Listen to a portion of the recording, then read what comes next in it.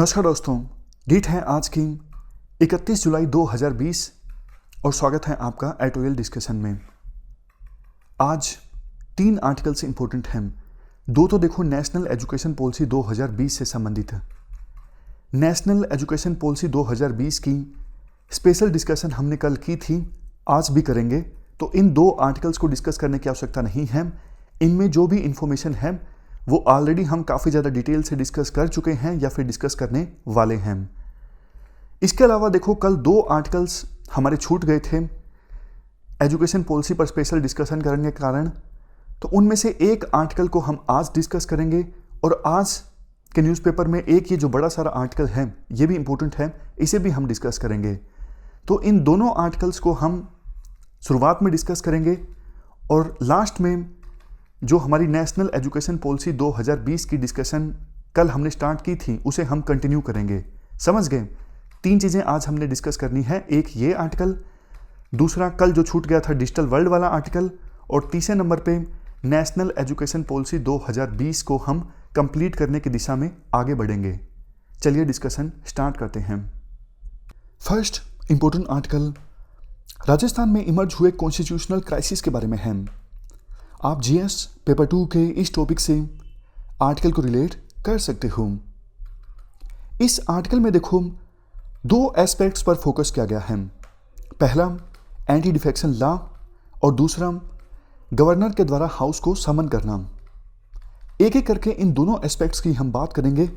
पहले बात करते हैं एंटी डिफेक्शन लॉ से संबंधित कॉन्स्टिट्यूशनल क्राइसिस की।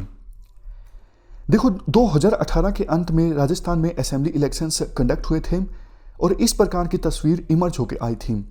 कांग्रेस को 99 सीट्स मिली, बीजेपी को 73, बीएसपी को 6, भारतीय ट्राइबल पार्टी 2 और काफ़ी सारी दूसरी छोटी छोटी पार्टीज को भी 1-2 सीट्स मिली। इंडिपेंडेंट्स थे 13। आखिर में सरकार बनाई गई कांग्रेस के द्वारा इंडिपेंडेंट्स की सपोर्ट से, और बीएसपी के 6 एमएलएज भी कांग्रेस में शामिल हो गए थे। लेकिन देखो अभी हाल ही में क्या हुआ, सचिन पायलट जो पहले राजस्थान के डिप्टी सीएम थे, ये अपनी ही सरकार से नाराज हो गए। इन्होंने कांग्रेस के 18 एमएलएज के साथ हरियाणा के एक रिसोर्ट में डेरा डाल लिया। इसके बाद अशोक गहलोत ने आरोप लगाया कि सचिन पायलट कोशिश कर रहे हैं राजस्थान में कांग्रेस की सरकार गिराने के लिए। इसके बाद राजस्थान में कांग्रेस ने अपने विधायकों की मीटिंग बुलाई और व्हिप भी जारी कर दिया गया। देखो आम तौर पर व्हिप का काम ये होता है पार्लियामेंट में या फिर असेंबली में डिसिप्लिन को मेंटेन करना। कई बार जब व्हिप जारी की जाती है किसी पार्टी के द्वारा, मतलब उनके द्वारा अपने विधायकों को या फिर सांसदों को आदेश दिया जाता है कि आपको इस बिल के दौरान जब वोटिंग होगी मौजूद रहना है, या फिर नो वोट कॉन्फिडेंस पे जब चर्चा होगी, जब ये पास होगा तब आपको मौजूद रहना है। और अगर कोई सांसद या फिर एमएलए व्हिप की अवहेलना करता है, व्हिप का आदेश नहीं मानता है, तो उसके खिलाफ एंटी डिफेक्शन लॉ लागू होता है, उसकी सदस्यता रद्द हो सकती है।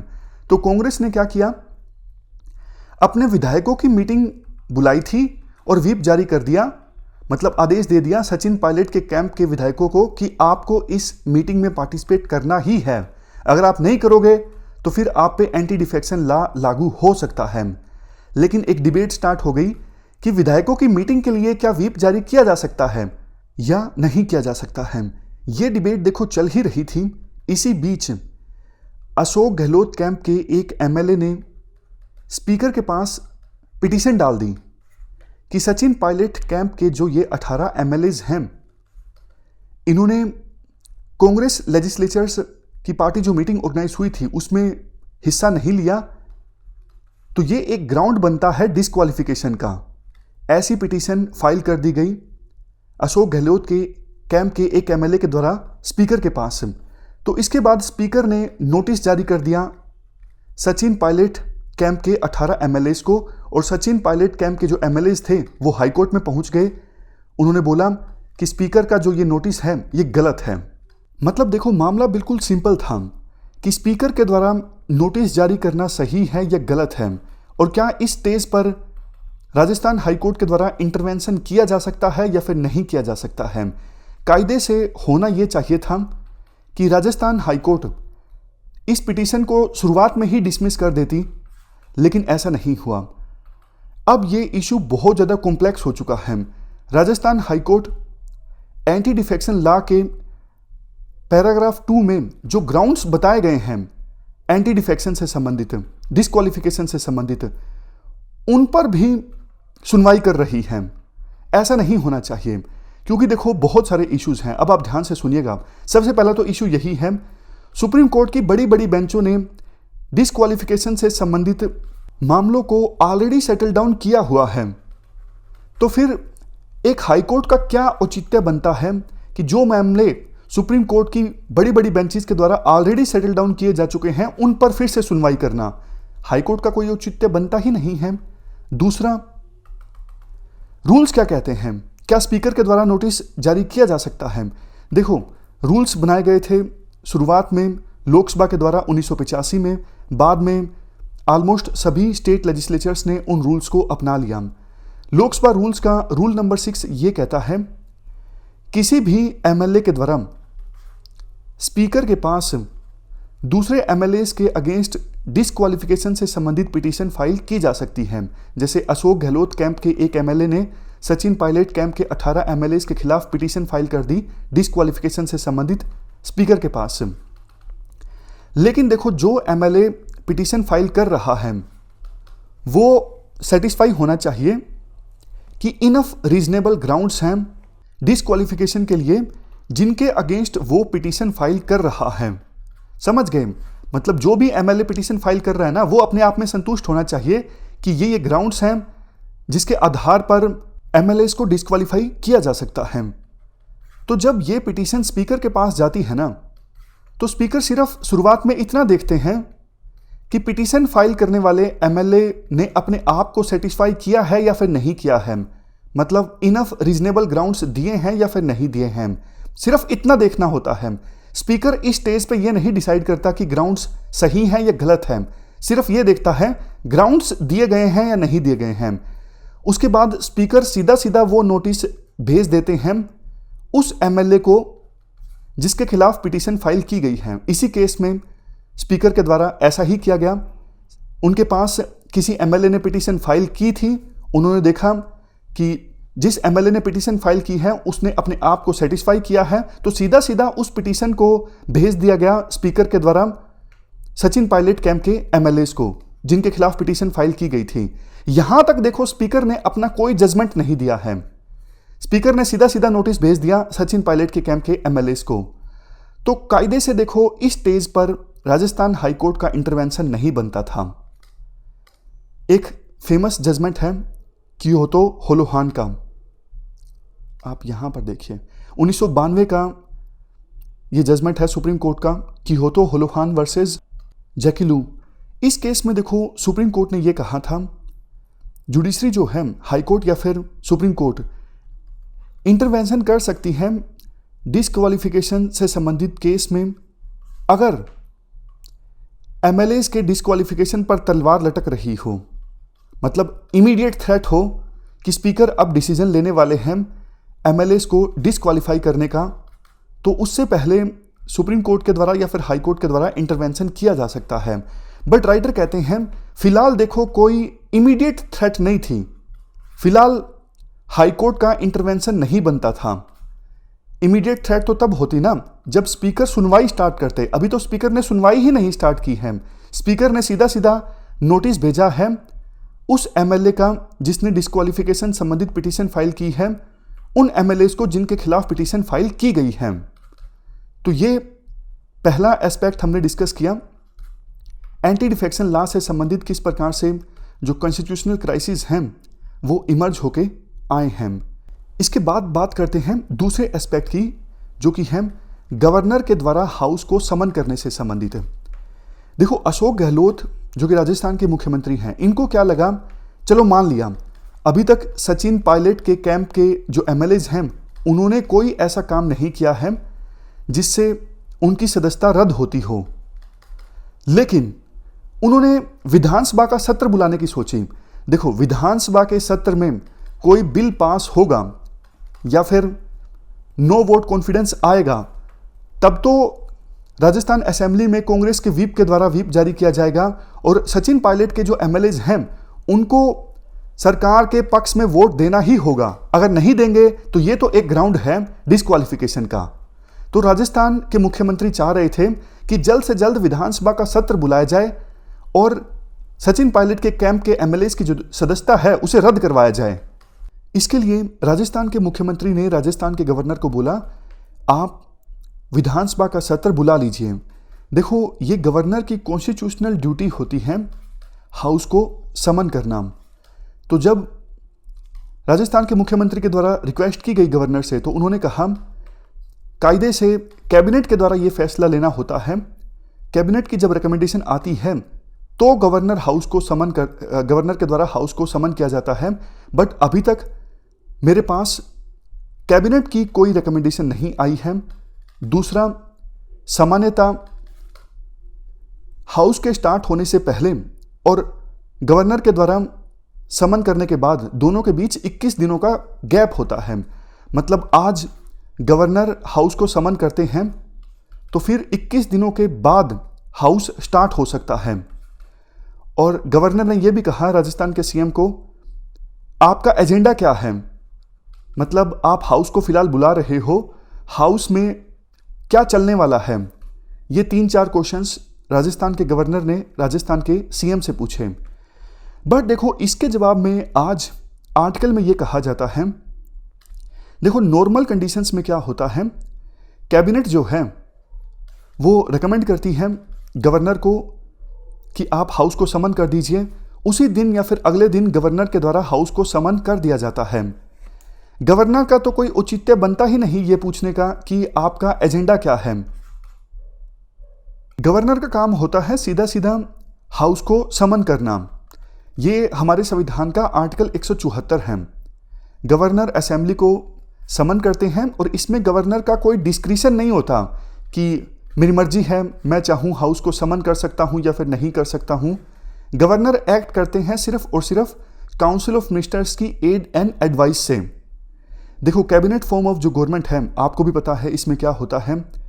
पावर जो है वो इलेक्टेड गवर्नमेंट के पास होती है, जिसको हेड किया जाता है चीफ मिनिस्टर के द्वारा। गवर्नर कोई भी एग्जीक्यूटिव पावर एक्सरसाइज नहीं करते हैं, वो बात अलग है। अगर संविधान में स्पेशली बोला गया है कि इस मामले में गवर्नर की डिस्क्रिशनरी पावर होगी तो वो बात अलग है। अदरवाइज सारे के सारे जो फैसले हैं वो काउंसिल ऑफ मिनिस्टर्स की एड और एडवाइस से लिए जाते हैं। और असेंबली के सेशन को बुलाना ये भी एग्जीक्यूटिव फंक्शंस का पार्ट है, मतलब गवर्नमेंट की एग्जीक्यूटिव फंक्शंस का पार्ट है।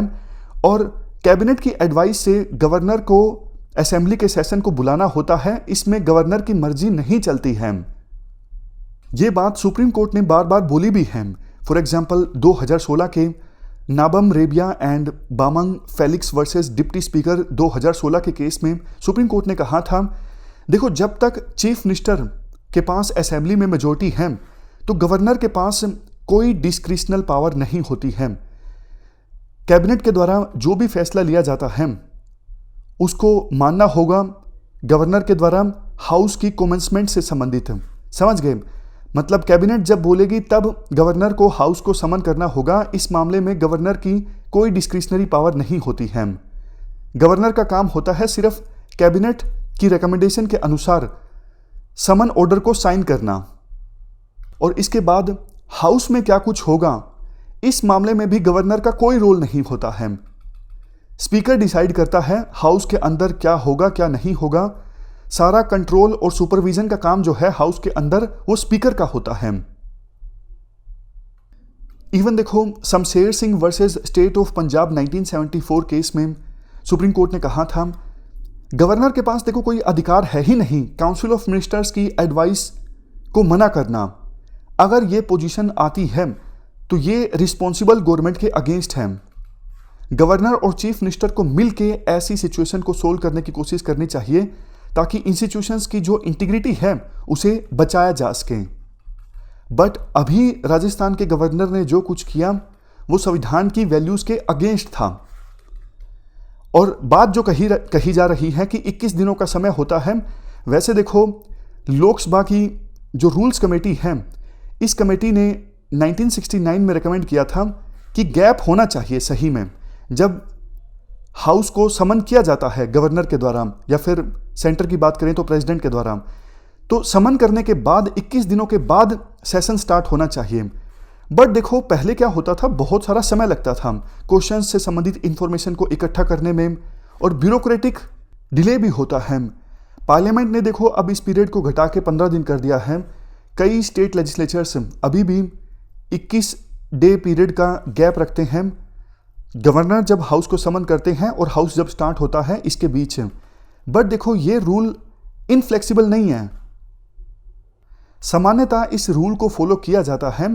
बट बहुत बार जो गवर्नमेंट्स हैं अर्जेंट बेसिस पे हाउस को समन करती हैं, मतलब 2-3 दिनों के बाद ही हाउस का सेशन स्टार्ट हो जाता है, समन करने के 2-3 दिनों बाद। तो मतलब ये जो रूल है ऐसा नहीं है कि बहुत ज़्यादा रिजिड है, अर्जेंट बेसिस पे सेशन बुलाया जा सकता है बिना 21 दिनों के गैप के। तो इस प्रकार से हमने दूसरे एस्पेक्ट की बात की कि इस प्रकार से गवर्नर जो हैं अपनी कॉन्स्टिट्यूशनल पोजीशन के अगेंस्ट जाके काम कर रहे थे। अभी क्या हुआ है, अभी तो देखो उन्होंने कह दिया है कि 14 अगस्त से सेशन जो है वो स्टार्ट होगा, और राजस्थान की सरकार ने इसे मान भी लिया है। तो मेजर कॉन्स्टिट्यूशनल क्राइसिस को अब अवॉइड किया जा चुका है राजस्थान में। लेकिन गवर्नर ने जिस प्रकार से एक्ट किया, ऐसा उन्हें एक्ट नहीं करना चाहिए था।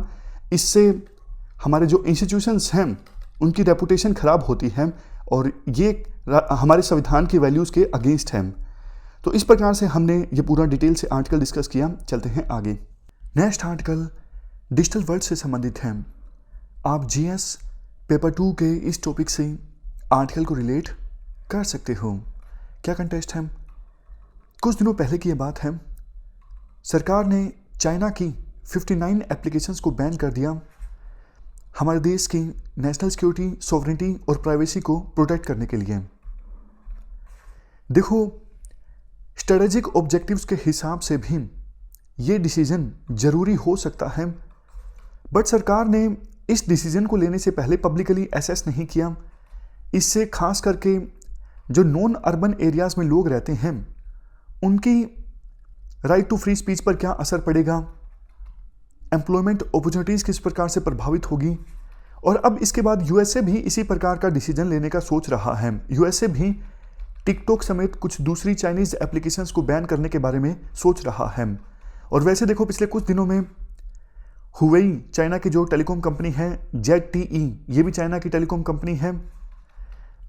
विभिन्न देश विचार कर रहे हैं कि चाइना की इन कंपनीज को 5G ट्रायल्स में इन्वॉल्व ना किया जाए, 5G इंफ्रास्ट्रक्चर के इस्टेब्लिशमेंट में इन्वॉल्व ना किया जाए। इस प्रकार से विभिन्न देश क्या कर रहे हैं, एक दूसरे के बीच जो टेक्नोलॉजिकल लिंकेजेस हैं, जैसे देखो चाइना की एप्लीकेशंस इंडिया में काफ़ी फेमस हैं, हो सकता है इंडिया की एप्लीकेशंस कुछ चाइना में फेमस हों। तो इंडिया क्या कर रहा है या फिर यूएसए क्या कर रहा है कि चाइना के साथ जो टेक्नोलॉजिकल लिंकेजेस हैं उसको एक्सप्लॉइट कर रहा है अपने स्ट्रेटेजिक और नेशनल इंटरेस्ट को प्रोटेक्ट करने के लिए। क्योंकि देखो जब चाइनीज एप्लीकेशंस को बैन किया गया था तो एक मकसद ये भी था कि चाइना को सिग्नल देना, हम डरने वाले नहीं हैं, हम दबने वाले नहीं हैं, हम आपकी एग्रेसिवनेस का सामना करने के लिए तैयार हैं। बट देखो ये चीज़ हम पर भारी भी पड़ सकती है। जैसा हमने डिस्कस किया, आज हम ऐसा कर रहे हैं, कल को हो सकता है चाइना भी ऐसा करेगा या फिर कोई दूसरा देश ऐसा करेगा। तो जिससे हमारे जो एंटरप्रेन्योर्स हैं, हमारी जो इंडस्ट्रीज हैं, उनको भी नुकसान पहुंचेगा। इसके अलावा देखो डिजिटल वर्ल्ड में और बहुत सारे इश्यूज इमर्ज होके आ रहे हैं, जैसे social media platforms, for example Twitter, Facebook. आजकल इन पर बहुत सारा ऐसा कंटेंट भी पब्लिश होता है जो किसी देश के इंटरेस्ट के अगेंस्ट है। जैसे पाकिस्तान की सुप्रीम कोर्ट ने टिप्पणी की कि सोशल मीडिया प्लेटफॉर्म्स पर आर्मी, पाकिस्तान की सरकार और इनके खिलाफ बहुत ज़्यादा नफरत देखने को मिलती है। तो हम विचार कर रहे हैं क्यों ना इन सोशल मीडिया प्लेटफॉर्म्स पर बैन लगा दिया जाए।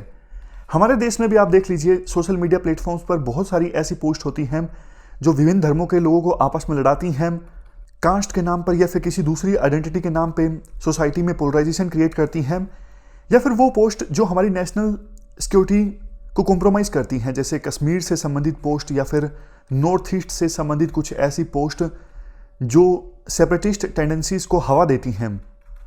तो कायदे से देखो हम ये चाहते हैं कि फेसबुक और ट्विटर जो प्लेटफॉर्म्स हैं इन पोस्ट के खिलाफ एक्शन ले, बट फेसबुक और ट्विटर जैसे प्लेटफॉर्म्स लेते नहीं हैं। लेकिन अब चूंकि विरोध बढ़ता जा रहा है इन प्लेटफॉर्म्स का कि आप एक्शन लेते नहीं हो, खुलेआम ये पोस्ट चलती रहती हैं आपके प्लेटफॉर्म पर, अब ये प्लेटफॉर्म्स थोड़ा सा हरकत में आए हैं। ये बोलने लगे हैं कि हमने एल्गोरिथम ऐसा इस्टेब्लिश किया है जैसे ये हेट्रेड वाली जो पोस्ट है ये अपने आप रिमूव हो जाएंगी। Next point, cyber attacks.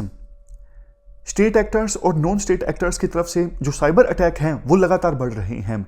Australia ने आरोप लगाया कि चाइना के हैकर्स ने हमारे देश में अटैक किया और इससे काफ़ी नुकसान पहुंचा।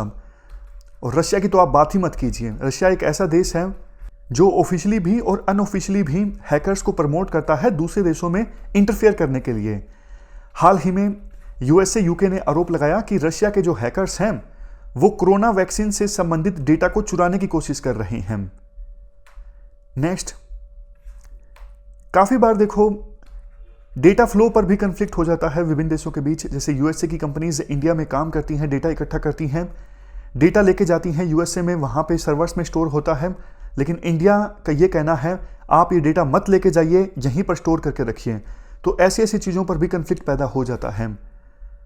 कहने का मतलब देखो ये है, ये सब हमने इश्यूज डिस्कस किए डिजिटल वर्ल्ड के। अगर देखो आने वाले समय में ये तो इश्यूज और भी ज्यादा आने ही वाले हैं। अगर हम हमारे इंटरेस्ट को प्रोटेक्ट करना चाहते हैं तो इन सभी इश्यूज पर ग्लोबल रूल्स बनने चाहिए। वैसे इंडिया यूएन के द्वारा सेट किए गए जो 6 ग्रुप्स हैं गवर्नमेंट एक्सपर्ट से संबंधित, 6 में से 5 के मेंबर हैं, बट बावजूद इसके इंडिया इन डिजिटल रूल्स पर ज्यादा बोलता नहीं है। जबकि देखो इंडिया को लीड लेना चाहिए कि ये जो हमने इश्यूज डिस्कस किए हैं इनसे संबंधित ग्लोबल रूल्स क्या होने चाहिए, ताकि भविष्य में विभिन्न देशों के बीच टकराव पैदा ना हो इन इश्यूज को लेके। इससे देखो इंडिया को भी फायदा होगा, क्योंकि देखो अभी हमने चाइनीज एप्लीकेशंस को बैन कर दिया, ये एड हुक स्टेप था, चलो मान लिया जरूरी था फिलहाल की सिचुएशन को देखते हुए। बट देखो हमारी फॉरेन पॉलिसी स्ट्रॉन्ग होनी चाहिए, इसका कोई रिप्लेसमेंट नहीं है। ऐसे जो एड हुक स्टेप्स हैं इनसे नुकसान ज्यादा हो सकता है। मान लीजिए चाइना ने एक्शन ले लिया हमारी आईटी कंपनीज के खिलाफ, फिर तो हमें नुकसान ही हुआ ना। तो इसलिए अगर ग्लोबल रूल्स होंगे इन सब इश्यूज से संबंधित तो फिर सभी देशों को फायदा होगा, सभी स्टेक होल्डर्स को फायदा होगा। जैसे ये ऐप वाली कंपनीज या फिर आईटी कंपनीज, हमें ये इंश्योर करना चाहिए। जैसे देखो न्यूक्लियर वेपन्स या फिर मिसाइल्स को रेगुलेट करने के लिए जो ये एक्सपोर्ट कंट्रोल रेजिम्स हैं, वासिनार अरेंजमेंट या फिर मिसाइल टेक्नोलॉजी कंट्रोल रेजिम, उसी प्रकार से डेटा से संबंधित या फिर ड्यूल यूज सर्विलियंस टेक्नोलॉजी को रेगुलेट करने के लिए भी इसी प्रकार के कंट्रोल रेजिम्स होने चाहिए। ड्यूल यूज सर्विस टेक्नोलॉजी कौन सी होती ड्यूल यूज सर्विलियंस टेक्नोलॉजी कौन सी होती है? देखो जैसे न्यूक्लियर फ्यूल का इस्तेमाल किया जा सकता है एनर्जी जनरेट करने के लिए और वेपन्स बनाने के लिए भी, उसी प्रकार से किसी को सर्विलेंस किया जा सकता है नेशनल सिक्योरिटी के पर्सपेक्टिव से, क्राइम को पता लगाने के लिए जो कि जरूरी है, या फिर किसी का सर्विलेंस किया जा सकता है अपने पर्सनल मोटिव्स के लिए। जैसे सरकार काफ़ी बार अपने विरोधियों का फ़ोन टैप करवाती है, उन्होंने कोई अपराध नहीं किया होता है लेकिन फिर भी वो अपने विरोधियों का फ़ोन टैप करवाती हैं, तो ये गलत है। ये जो ड्यूल यूज सर्विलेंस टेक्नोलॉजी है ना, इसके इस्तेमाल के लिए प्रॉपर रेगुलेशन होना चाहिए। और इवन देखो इंडिया को भी इंटरनल रेगुलेशन पे भी ध्यान देना चाहिए, समझ गए? मतलब ग्लोबल रूल्स के लिए तो इंडिया को वकालत करनी ही चाहिए, बट इंडिया के अंदर भी हमें प्रॉपर रूल्स बनाने की आवश्यकता है इन इश्यूज को रेगुलेट करने के लिए। जैसे कश्मीर में ऑलमोस्ट 1 साल हो गया, 5 अगस्त को 1 साल हो जाएगा, अभी भी देखो फुल स्पीड से नेट नहीं चल रहा है। दूसरा, फेस रिकॉग्निशन टेक्नोलॉजी, इनको कैसे इस्तेमाल करना है इसके लिए अभी फिलहाल कोई प्रॉपर रूल्स नहीं है, कोई मैकेनिज्म नहीं है। अगर देखो कोई एक्ट नहीं होगा प्रॉपर रूल्स नहीं होंगे तो जो भी सरकार आएगी, सरकार में बैठे लोग अपने पर्सनल विम्स एंड फैंसीज के हिसाब से फेशियल रिकॉग्निशन टेक्नोलॉजी का इस्तेमाल करेंगे। ये जनता के हित में नहीं है। वैसे भी देखो, आने वाले समय में डिजिटलाइजेशन काफ़ी ज़्यादा आने वाला है और हम हमारे यूथ को स्किल्ड बनाना चाहते हैं, नई नई टेक्नोलॉजीज आ रही हैं, तो ये सब जो इश्यूज हैं इनसे संबंधित प्रॉपर कानून होने चाहिए और ग्लोबल लेवल पे भी रूल्स होने चाहिए ताकि इन टेक्नोलॉजीज का ठीक ढंग से इस्तेमाल किया जा सके सोसाइटी के वेलफेयर के लिए, देश की डेवलपमेंट के लिए और इवन ह्यूमैनिटी के लिए। तो ये हमने पूरा आर्टिकल डिस्कस किया डिजिटल वर्ल्ड के बारे में। चलते हैं आगे। इसके बाद अब हम आते हैं नेशनल एजुकेशन पॉलिसी 2020 पर। हमने देखो डिस्कशन करने के लिए इस पॉलिसी को 4 पार्ट्स में डिवाइड किया था। सबसे पहले स्कूल एजुकेशन, दूसरे नंबर पे हायर एजुकेशन, तीसरे नंबर पे अदर की एरियाज जैसे अडल्ट एजुकेशन और लैंग्वेजेस, सबसे लास्ट में मेकिंग इट हैपन, मतलब इम्प्लीमेंट कैसे होगी ये पॉलिसी। कल हमने स्कूल एजुकेशन को पूरी तरह से डिस्कस कर लिया। ये 3 पार्ट्स बाकी हैं। फर्दर अब हम कंटिन्यू करते हैं हायर एजुकेशन से। देखो, आज के समय में इंडिया नॉलेज सोसाइटी और नॉलेज इकोनॉमी बनने की दिशा में आगे बढ़ रहा है। ऐसी सिचुएशन में इंफॉर्मेशन और नॉलेज की जो इंपॉर्टेंस है वो और भी ज़्यादा बढ़ जाती है। आज हम चौथे इंडस्ट्रियल रेवोल्यूशन में एंटर कर चुके हैं। फिलहाल तो देखो डेमोग्राफिक डिविडेंड हमारे पक्ष में है, बट हमें हमारे यूथ को स्किल्ड करने की आवश्यकता है। इंडस्ट्रीज में रोजगार प्राप्त करने के लिए यूथ का स्किल्ड होना बहुत ज़्यादा ज़रूरी है। तभी हम हमारे देश के युवा लोगों को रोजगार दिलवा सकते हैं। और देखो, देश के यूथ को स्किल्ड बनाने में देश के हायर एजुकेशन इंस्टीट्यूशंस की बहुत बड़ी इंपॉर्टेंस है। हमारे देश के हायर एजुकेशन इंस्टीट्यूशंस ऐसे होने चाहिए जहां पर यूथ जो हैं एक या फिर एक से अधिक सब्जेक्ट्स में स्पेशलाइजेशन हासिल कर लें, बट इसके साथ साथ उनमें साइंटिफिक टेम्पर डेवलप हो, ऑलराउंड डेवलपमेंट हो, एक अच्छे वो नागरिक बने। अच्छे नागरिक बनने के लिए वैल्यूज़ का इनकलकेशन उनके अंदर हो। ये सिर्फ एग्जाम्पल्स हैं। इस प्रकार की और बहुत सारी वर्च्यूज़, क्वालिटीज़ हम चाहते हैं हमारे देश के हायर एजुकेशन इंस्टीट्यूशंस स्टूडेंट्स को प्रदान करें।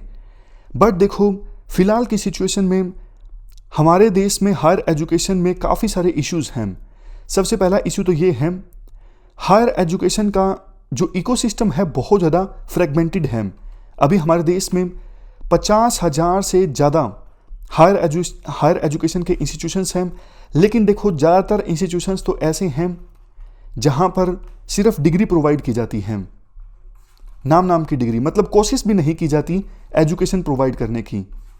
बहुत सारे हायर एजुकेशन के इंस्टीट्यूशंस ऐसे हैं जो सिर्फ एक प्रोग्राम पे फोकस करते हैं, जैसे सिर्फ लॉ का कॉलेज है, सिर्फ इंजीनियरिंग का कॉलेज है।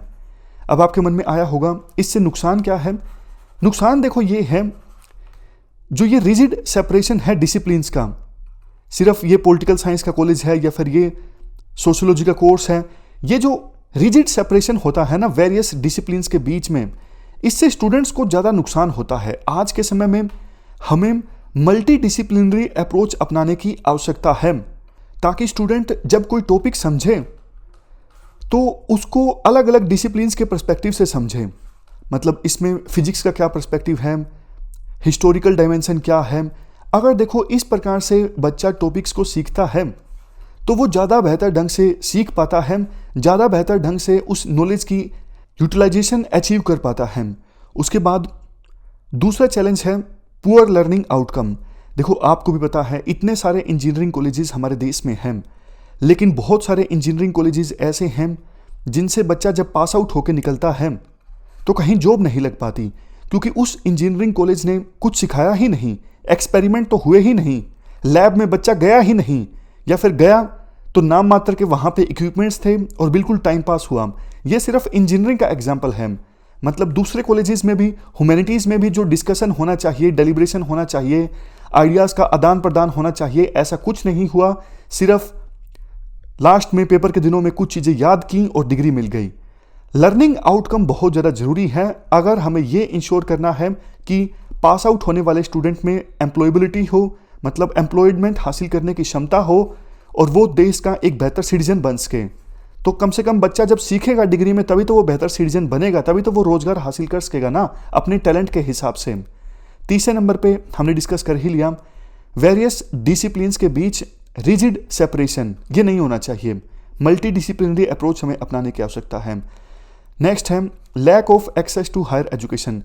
देखो बहुत सारे सोशियो इकोनॉमिकली डिसएडवांटेज्ड एरियाज ऐसे हैं जहाँ पे हायर एजुकेशन के इंस्टीट्यूशन है ही नहीं, और बहुत सारे जो डिसएडवांटेज सेक्शंस के लोग हैं वो हायर एजुकेशन को नहीं एक्सेस कर पाते गरीबी के कारण या फिर दूसरे इश्यूज के कारण। Next lack of teacher and institutional autonomy to innovate and excel. ये आरोप लगता है काफ़ी बार कि टीचर्स को ऑटोनॉमी नहीं दी जाती अपने हिसाब से बच्चों को पढ़ाने के लिए, और काफ़ी बार इंस्टीट्यूशन का भी ये आरोप लगता है कि सेंट्रलाइजेशन काफ़ी ज़्यादा है, इंस्टीट्यूशन के पास आज़ादी नहीं है, फ्रीडम नहीं है अपने हिसाब से बच्चों को पढ़ाने की। ये भी एक चैलेंज है। Next issue इनएडिक्वेट mechanism for progression of faculty and institutional leaders. काफ़ी बार फैकल्टी का ये भी आरोप लगता है बहुत साल पढ़ाने के बावजूद हमारा तो प्रमोशन नहीं हुआ, जहां हम 25 साल पहले थे आज भी हम 25 साल बाद भी हम वहीं पे हैं। तो ऐसा मैकेनिज्म होना चाहिए कि फैकल्टी के पास थोड़ा इंसेंटिव रहे कि हमारा प्रमोशन होगा, आगे जाके हमें लीडरशिप वाली पोजीशन मिलेगी। समझ गए। नेक्स्ट है lack of research at most universities. ज़्यादातर जो यूनिवर्सिटीज़ और कॉलेजेस हैं वहाँ पे देखो रिसर्च नहीं होती, और रिसर्च के लिए जो फंडिंग प्रोसेस है वो भी ट्रांसपेरेंट नहीं होती। Next suboptimal governance and leadership of higher education institutions. Governance में बहुत सारी कमियां मिलती हैं हायर एजुकेशन इंस्टीट्यूशंस के। नेक्स्ट रेगुलेटरी सिस्टम अच्छा नहीं है, इसी वजह से बहुत सारे नकली जो हायर एजुकेशन इंस्टीट्यूशंस चल रहे होते हैं वो चलते रहते हैं, लेकिन बंद उनको नहीं किया जाता। कायदे से अगर देखो रेगुलेशन अच्छा हो तो नकली जो हायर एजुकेशन के इंस्टीट्यूशंस हैं उनको जल्द से जल्द बंद कर दिया जाना चाहिए, ताकि स्टूडेंट्स उन एजुकेशन इंस्टीट्यूशंस के झांसे में ना आए। नेक्स्ट चैलेंज, अभी देखो बहुत सारी यूनिवर्सिटीज़ ऐसी हैं जो अलग अलग कॉलेजेस को एफिलिएशन प्रोवाइड करती हैं, मान्यता तो ले ली जाती है कॉलेज के द्वारा यूनिवर्सिटी से, लेकिन कॉलेज इतने ज़्यादा बढ़ जाते हैं यूनिवर्सिटी को पता ही नहीं लगता कि कॉलेजेस में जो हमारे से मान्यता प्राप्त हैं वहाँ पे क्या कुछ चल रहा है, ज़रूरी इंफ्रास्ट्रक्चर है या नहीं है। तो इस वजह से जो अंडर ग्रेजुएट एजुकेशन है उसकी हालत बहुत सारे कॉलेजेस में बहुत ज़्यादा खस्ता है। तो ये हमने चैलेंजेस की बात की। अब बात करेंगे प्रोविजंस की। इस नई नेशनल एजुकेशन पॉलिसी 2020 में क्या प्रोविजंस किए गए हैं ताकि ये जो चैलेंजेस हैं, इश्यूज हैं, इनको एड्रेस किया जा सके। देखो सबसे पहला प्रोविज़न तो ये किया गया है, ये इंश्योर करना 2035 आते आते हायर एजुकेशन में ग्रोस एनरोलमेंट रेशो को 50% तक लेके जाना। अभी देखो हमारे देश में हायर एजुकेशन इंस्टीट्यूशंस में including vocational education gross enrolment ratio बहुत कम है। 2018 में ये सिर्फ 26.3% था, मतलब कि ऑलमोस्ट 73% जो लोग थे जिनका समय था, एज थी हायर एजुकेशन प्राप्त करने की, बट वो स्कूल छोड़ चुके थे, वो नहीं हायर एजुकेशन प्राप्त कर रहे थे। तो ग्रोस एनरोलमेंट रेशियो था सिर्फ 26.3% 2018 में। कोशिश ये है 2035 आते आते इसे 50% तक पहुंचाया जाए। इसके लिए देखो हायर एजुकेशन इंस्टीट्यूशंस में 3.5 करोड़ नई सीट्स ऐड की जाएंगी। ऑलरेडी जो हायर एजुकेशन के इंस्टीट्यूशंस हैं उनकी कैपेसिटी को एक्सपेंड किया जाएगा। आज 100 सीट हैं तो 200 की जाएंगी, 300 की जाएंगी, बढ़ाई जाएंगी मतलब सीट्स। इसके साथ साथ नए हायर एजुकेशन इंस्टीट्यूशंस भी इस्टेब्लिश किए जाएंगे। इसके बाद नेक्स्ट पॉइंट, देखो जो हायर एजुकेशन के इंस्टीट्यूशंस हैं उनके पास ऑप्शन होगा वो ओपन डिस्टेंस लर्निंग प्रोग्राम और ऑनलाइन प्रोग्राम भी चला सकेंगे। इससे भी ग्रोस एनरोलमेंट रेशो इंक्रीज होगा।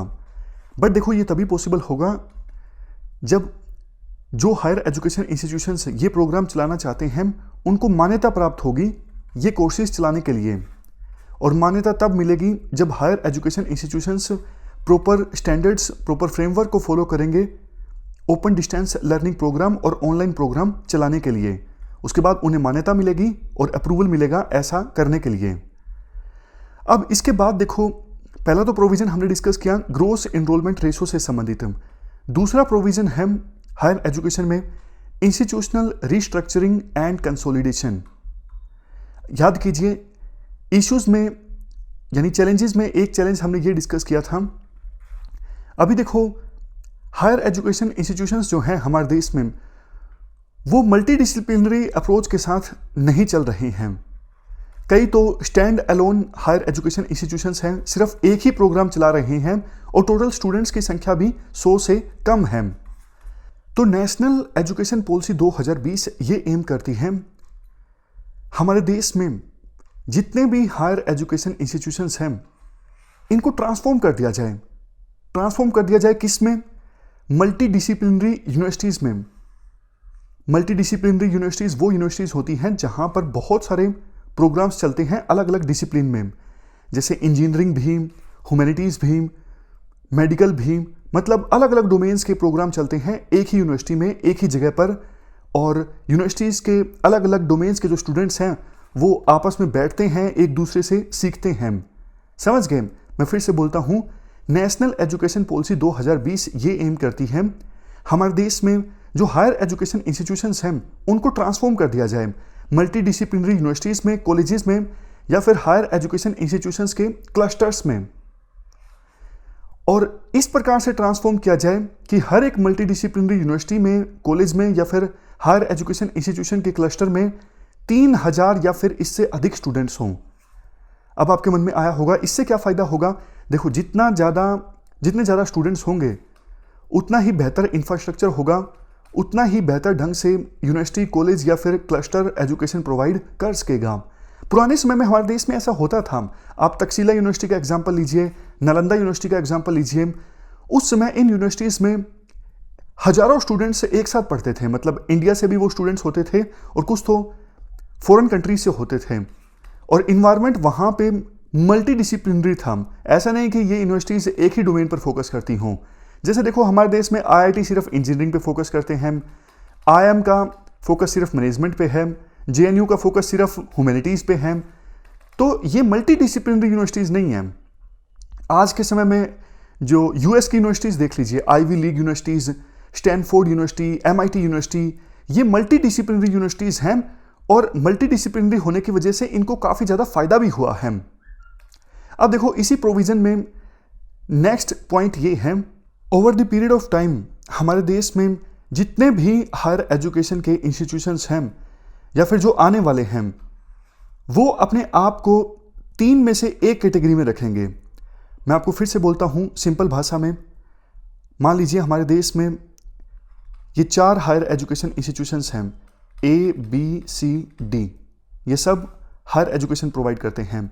तो over the period of time A को डिसाइड करना होगा कि हम रिसर्च इंटेंसिव यूनिवर्सिटी हैं या फिर टीचिंग यूनिवर्सिटी हैं या फिर हम ऑटोनोमस डिग्री ग्रांटिंग कॉलेज हैं। समझ गए? उसी प्रकार से बी को भी ये करना होगा, तीनों में से एक कैटेगरी में अपने आप को रखना होगा। और उसी प्रकार से सी को भी ये करना होगा, उसी प्रकार से डी को भी ये करना होगा। मतलब ये है, सभी हायर एजुकेशन के इंस्टीट्यूशंस को ये डिसाइड करना है over the period of time in तीनों में से हम कौन सी कैटेगरी में आते हैं। और देखो, एक बार किसी हायर एजुकेशन इंस्टीट्यूशन के द्वारा कैटेगरी डिसाइड कर ली जाती है। मान लीजिए ए ने डिसाइड कर लिया कि हम तो भैया रिसर्च इंटेंसिव यूनिवर्सिटी हैं, बट कुछ समय बाद लगा ए को नहीं, हमारा फोकस तो टीचिंग पे है, तो वो इंस्टीट्यूशन अपनी कैटेगरी चेंज भी कर सकता है, लेकिन प्रॉपर नॉर्म्स के आधार पर। इसके लिए प्रॉपर रूल्स होंगे, ऐसे नहीं कि बहुत ज़्यादा फ्लेक्सिबल होगा। हाँ, इतना रिजिड भी नहीं होगा, लेकिन एक मैकेनिज्म जरूर इस्टेब्लिश किया जाएगा जिसके तहत कोई यूनिवर्सिटी अपनी कैटेगरी चेंज कर सकता है। और ये मैपिंग देखो काफ़ी रैशनलाइज्ड मैनर में होगी, मतलब सभी यूनिवर्सिटीज़ को मौका दिया जाएगा वो अपनी स्ट्रेंथ और वीकनेस पहचान ले, उसके बाद अपने आप को इन तीनों में से किसी एक कैटेगरी में रखे। फायदा इसका क्या होगा? फायदा देखो ये होगा, रिसर्च यूनिवर्सिटीज़ की कैटेगरी में जो यूनिवर्सिटीज़ आएंगी उनका फोकस ज़्यादा रिसर्च पर होगा। उसी प्रकार से टीचिंग यूनिवर्सिटीज़ की कैटेगरी में जो यूनिवर्सिटीज़ आएंगी उनका फोकस टीचिंग पर होगा। और ऑटोनोमस डिग्री ग्रांटिंग कॉलेजेस ये डिग्री प्रोवाइड करेंगे और ऑटोनोमस तरीके से काम करेंगे। इसके अलावा देखो कुछ कॉलेजेस ऐसे भी होंगे वो डिग्री प्रोवाइड करेंगे, लेकिन अगर वो ऑटोनोमस नहीं है तो वो पूरी तरह से यूनिवर्सिटी का पार्ट होंगे।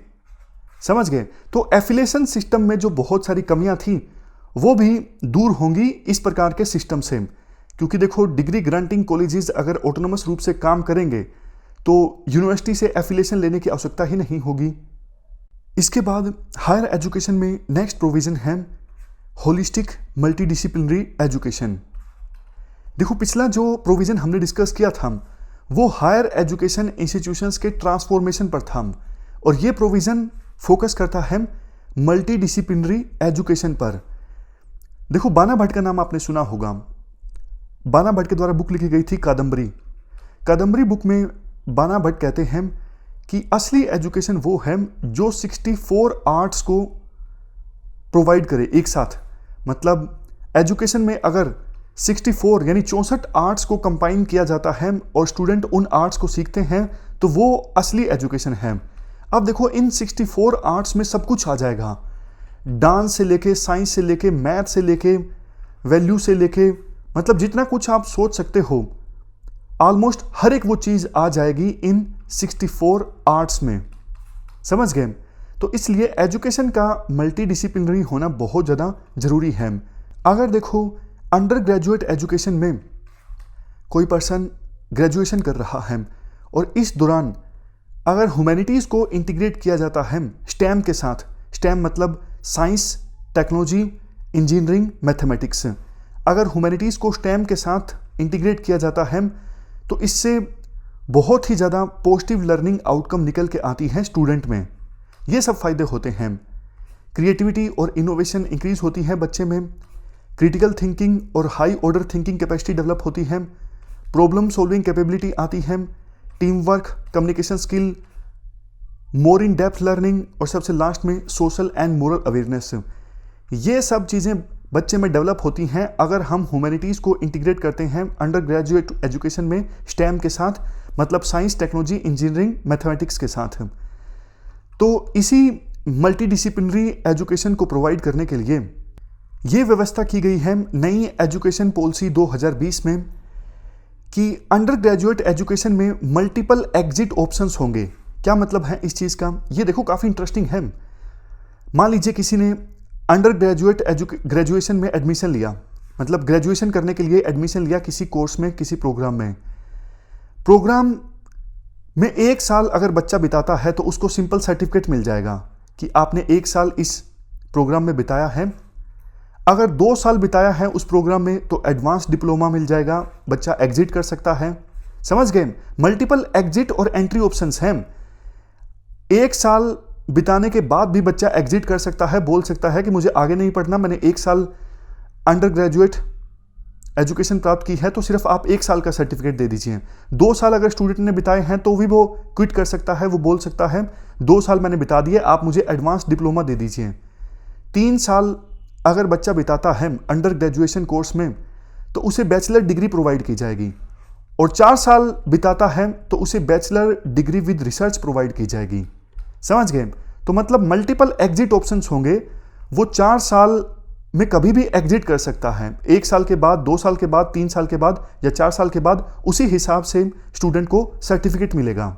नेक्स्ट पॉइंट देखो, आईआईटीज और आईआईएम की तर्ज पर मॉडल पब्लिक यूनिवर्सिटीज इस्टेब्लिश की जाएंगी होलिस्टिक एजुकेशन प्रोवाइड करने के लिए। मैं फिर से बोलता हूँ, जैसे देखो आईआईटीज इस्टेब्लिश किए गए हैं हमारे देश में, हर एक स्टेट में आईआईएम से इस्टेब्लिश किए गए हैं, उसी प्रकार से मॉडल पब्लिक यूनिवर्सिटीज़ इस्टेब्लिश की जाएंगी होलिस्टिक एजुकेशन प्रोवाइड करने के लिए। इनका नाम होगा मेरू, यानी multi disciplinary education and research universities. In universities में काफ़ी कुछ होगा।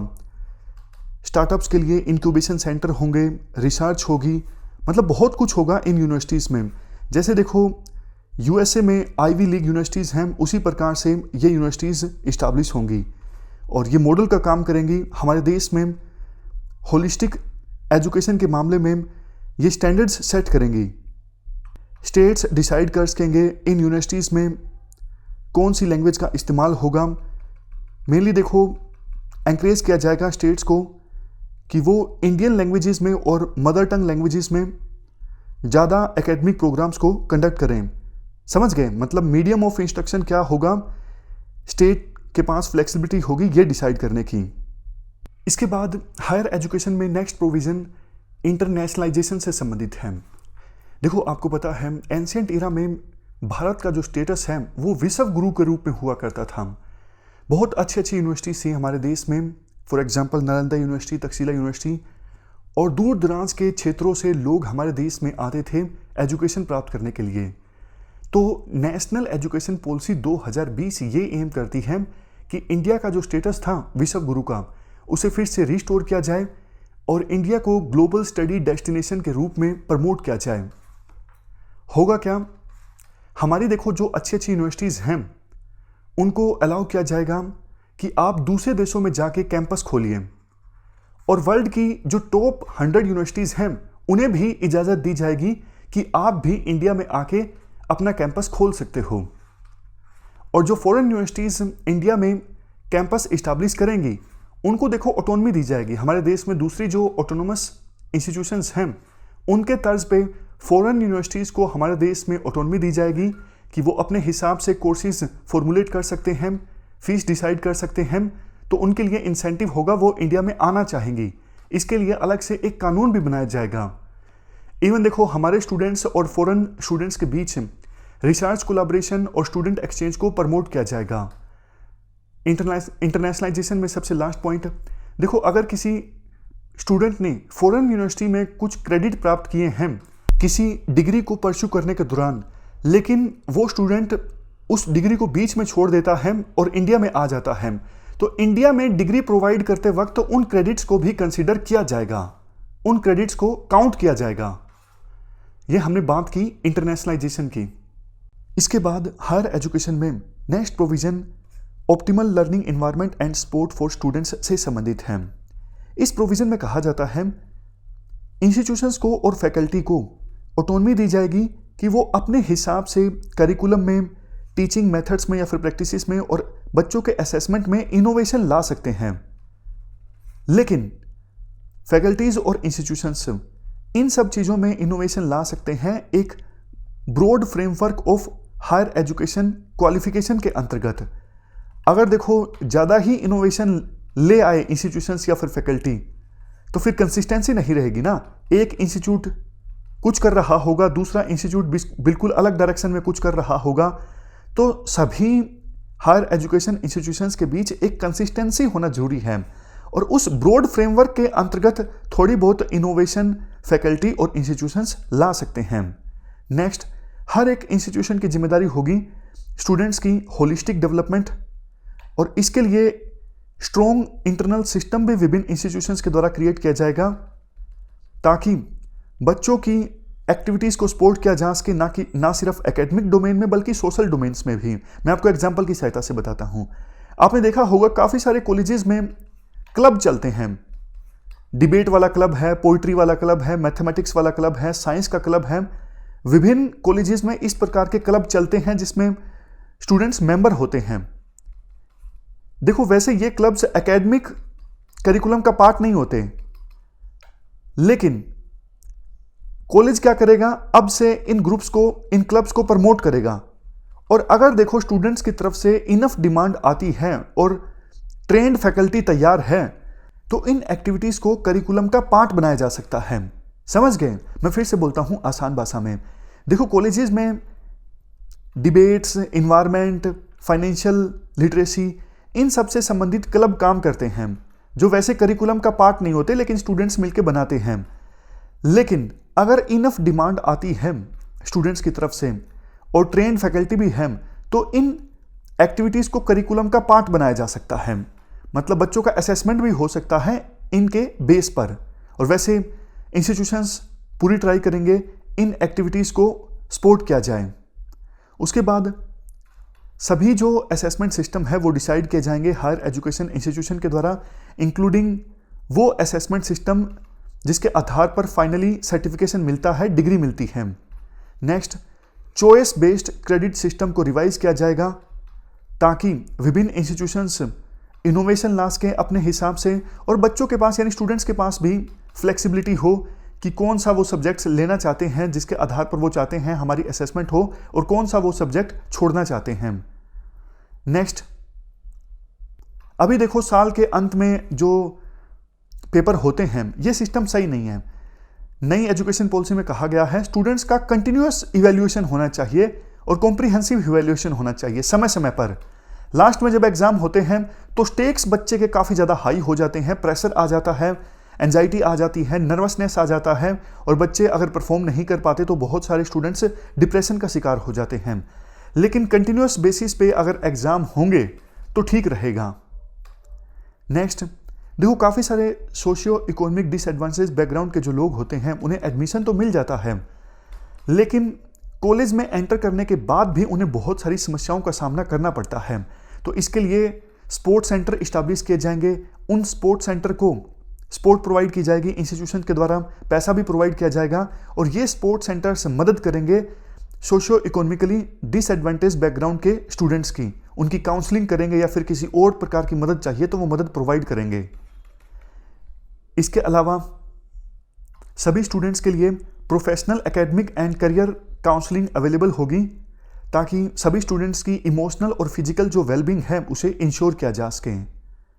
तो ये हमने बात की optimal learning environment and support for students की। अब हम हमारी डिस्कशन को यहीं रोकते हैं। हायर एजुकेशन में 3-4 पॉइंट्स अभी हमारे बाकी हैं, जैसे वोकेशनल एजुकेशन, और जब हायर एजुकेशन हमारा समाप्त हो जाएगा उसके बाद ये बचे हुए 2 जो पार्ट्स हैं अदर की एरियाज़ या फिर मेकिंग इट हैपन, ये तो बिल्कुल छोटे छोटे हैं। तो आप यूँ कह सकते हो कि ऑलमोस्ट 60 से लेके 70% जो हमने नेशनल एजुकेशन पॉलिसी 2020 है वो डिस्कस कर ली है, बिल्कुल थोड़ा सा पार्ट बाकी है। इस डिस्कशन में फ़िलहाल इतना ही है। Thank you very much for discussion.